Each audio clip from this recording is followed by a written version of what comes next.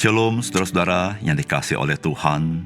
Senang bisa berjumpa kembali di dalam program Tuhan adalah Gembalaku. Saudara, hari ini kita akan merenungkan bagian firman Tuhan yang sangat berharga, yaitu di dalam Mazmur 22. Saya bacakan bagi saudara-saudara. Mazmur 22. Untuk pemimpin biduan, menurut lagu Rusa dikala fajar. Mazmur Daud. Allahku, Allahku, mengapa engkau meninggalkan aku? Aku berseru, tetapi engkau tetap jauh dan tidak menolong aku. Allahku, aku berseru-seru pada waktu siang, tetapi engkau tidak menjawab. Dan pada waktu malam, tetapi tidak juga aku tenang. Padahal engkaulah yang kudus yang bersemayam di atas puji-pujian orang Israel. Kepadamu nenek moyang kami percaya. Mereka percaya dan engkau meluputkan mereka. Kepadamu mereka berseru-seru dan mereka terluput. Kepadamu mereka percaya dan mereka tidak mendapat malu. Tetapi aku ini ulat dan bukan orang, cela bagi manusia, dihina oleh orang banyak. Semua yang melihat aku mengolok-olok aku. Mereka mencibirkan bibirnya, menggelengkan kepalanya. Ia menyerah kepada Tuhan. Biarlah dia yang meluputkannya. Biarlah dia yang melepaskannya. Bukankah dia berkenan kepadanya? Ya, engkau yang mengeluarkan aku dari kandungan. Engkau yang membuat aku aman pada dada ibuku. Kepadamu aku diserahkan sejak aku lahir. Sejak dalam kandungan ibuku, engkaulah Allahku. Janganlah jauh daripadaku, sebab kesusahan telah dekat dan tidak ada yang menolong. Banyak lembu jantan mengerumuni aku. Banteng-banteng dari Basan mengepung aku. Mereka mengangakan mulutnya terhadap aku. Seperti singa yang menerkam dan mengaum. Seperti air aku tercurah dan segala tulangku terlepas dari sendinya. Hatiku menjadi seperti lilin hancur luluh di dalam dadaku. Kekuatanku kering seperti beling. Lidahku melekat pada langit-langit mulutku. Dan dalam debu maut kau letakkan aku. Sebab anjing-anjing mengurumuni aku. Gerombolan penjahat mengepung aku. Mereka menusuk tangan dan kakiku. Segala tulangku dapat kuhitung. Mereka menonton, mereka memandangi aku. Mereka membagi-bagi pakaianku di antara mereka, dan mereka membuang undi atas jubahku. Tetapi engkau, Tuhan, janganlah jauh. Ya kekuatanku, segeralah menolong aku. Lepaskanlah aku dari pedang, dan nyawaku dari cengkraman anjing. Selamatkanlah aku dari mulut singa, dan dari tanduk banteng. Engkau telah menjawab aku. Aku akan memasyurkan namamu kepada saudara-saudaraku, dan memuji-muji engkau di tengah-tengah jemaah. Kamu yang takut akan Tuhan, pujilah dia. Hai segenap anak cucu Yakub, muliakanlah dia. Dan gentarlah terhadap dia, hai segenap anak cucu Israel. Sebab ia tidak memandang hina, ataupun merasa jijik kesengsaraan orang tertindas. Dan ia tidak menyembunyikan wajahnya kepada orang itu. Dan ia mendengar ketika orang itu berteriak minta tolong kepadanya.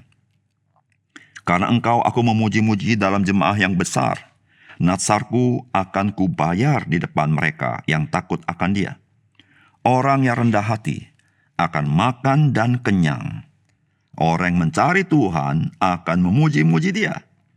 Biarlah hatimu hidup untuk selamanya. Segala ujung bumi akan mengingatnya dan berbalik kepada Tuhan. Dan segala kaum dari bangsa-bangsa akan sujud menyembah di hadapannya. Sebab Tuhanlah yang empunya kerajaan. Dialah yang memerintah atas bangsa-bangsa. Ya, kepadanya akan sujud menyembah semua orang sombong di bumi. Di hadapannya akan berlutut semua orang yang turun ke dalam debu. dan orang yang tidak dapat menyambung hidup. Anak-anak cucu akan beribadah kepadanya dan akan menceritakan tentang Tuhan kepada angkatan yang akan datang. Mereka akan memberitakan keadilannya kepada bangsa yang akan lahir nanti, sebab ia telah melakukannya. Saudara, Mazmur 22 ini adalah Mazmur mesianik atau ratapan mesianik. Sebab Mazmur ini adalah Mazmur nubuat tentang kedatangan Mesias. Dan kita sebagai orang percaya, kita bisa membaca Mazmur ini berpadanan dengan membaca Injil tentang kesengsaraan Yesus Kristus, di mana apa yang ditulis oleh Mazmur ini digenapi oleh Yesus Kristus di dalam kesengsaraannya. Saudara, Mazmur ini ditulis ratusan tahun sebelum bangsa Roma memiliki kekuasaan besar, dan bangsa Roma belum mengenal apa yang disebut dengan penghukuman salib. Namun Mazmur ini sedang berbicara tentang kisah salib seorang Mesias yang digenapi, yaitu ketika Kristus mati di atas kayu salib. Saudara, Mazmur ini berbicara tentang penderitaan Sang Mesias itu. Yang kita tahu itu adalah penderitaan Yesus Kristus. Saudara, dikatakan di Mazmur ini, saudara, di ayat 15 dikatakan, seperti air aku tercurah. Saudara, kita mengerti Yesus Kristus di atas kayu salib. Dia mengalami apa yang disebut kehausan. Atau dapat kita sebut dia mengalami dehidrasi. Karena dia mengalami penghakiman dari malam, saudara.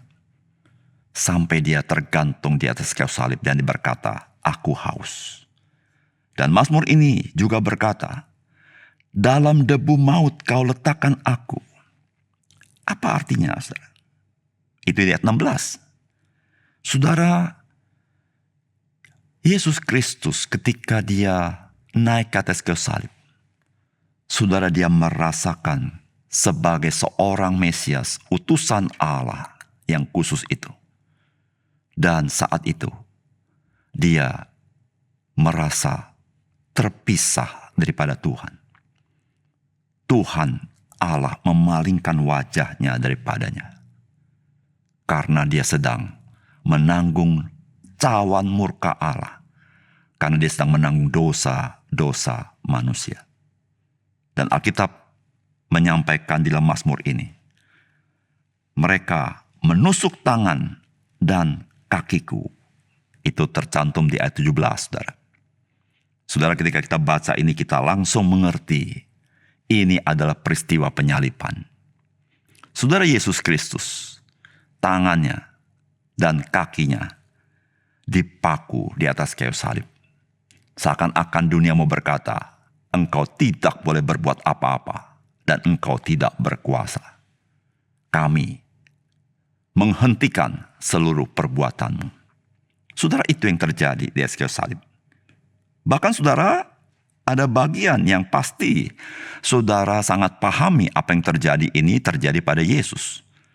Di ayat yang ke-19 dikatakan, mereka membagi-bagi pakaianku di antara mereka.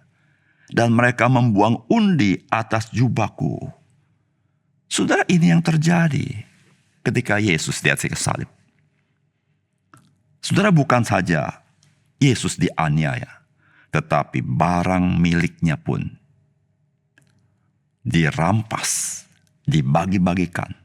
Bahkan jubahnya, saudara, mereka membuang undi untuk mengambilnya. Inilah Mazmur penderitaan yang telah digenapi oleh Yesus. Tetapi saudara, Mazmur ini tidak berhenti sampai sana. Justru Mazmur ini berbicara tentang kemenangan Sang Mesias itu. Saudara, di ayat 29-30 dikatakan, sebab Tuhanlah yang mempunyai kerajaan, dialah yang memerintah atas bangsa-bangsa. Ya, kepadanya akan sujud menyembah semua orang sombong di bumi. Di hadapannya akan berlutut semua orang yang turun ke dalam debu, dan orang yang tidak dapat menyambung hidup. Saudara, pasti pernah membaca di dalam Perjanjian Baru yang nada-nadanya mirip seperti ini, yaitu dalam kitab Filipi pasal 2 ayat 9-11. Saudara, Filipi ini mengatakan demikian, itulah sebabnya Allah sangat meninggikan dia, yaitu Yesus Kristus, dan mengaruniakan kepadanya nama di atas segala nama, supaya dalam nama Yesus, saudara perhatikan, bertekuk lutut segala yang ada di langit dan yang di atas bumi, dan yang ada di bawah bumi, dan segala lidah mengaku Yesus Kristus adalah Tuhan, bagi kemuliaan Allah Bapa. Saudara, Yesus sudah menggenapinya, dan dia sekarang sedang bertata dan duduk di sebelah kanan Allah.